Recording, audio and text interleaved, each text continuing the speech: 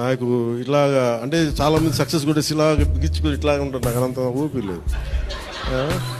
అలాగే ఏదన్నా ఫిలిం బాగాలేకపోతే కుంగిపోయి ఇట్లాగా సీరియస్ నాకు రెండు చేయలేను నేను. అలాగే నేను ఓడిపోయినప్పుడు 2019లో అందరూ నా గురించి ఎక్స్పెక్ట్ చేస్తున్నారు, అసలు వీడు ఎలా ఉంటాడో చూద్దామని. అంటే వీడు ఎంత అవమానం పడతాడని. నేనేమనుకుంటానంటే ఎక్కడో చిన్న ఊళ్ళలో పెరిగి మనం యాక్టర్ అవడమే పెద్ద అనుకుంటే దానికి హిట్, ఇప్పుడు అది కూడా పోయి ఇప్పుడు పార్టీ పెట్టాం, ఓడిపోయాం, నాకు అది పెద్ద సక్సెస్ అనిపిస్తుంది.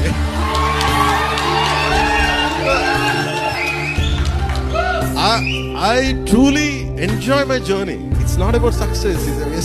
ఒక అడుగు ముందుకేస్తున్నావా లేదా అనేది. అలా అడుగు ముందుకేసుకుంటూ వెళ్తేనే కదా ఈ రోజున కూర్చొని డిప్యూటీ సీఎంగా మీ ముందుకు వచ్చాను.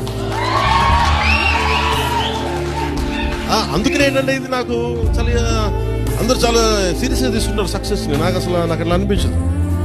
జీవితాన్ని సీరియస్గా తీసుకుందాం, అందాలను సీరియస్గా తీసుకుందాం, మానవత్వాన్ని సీరియస్గా తీసుకుందాం.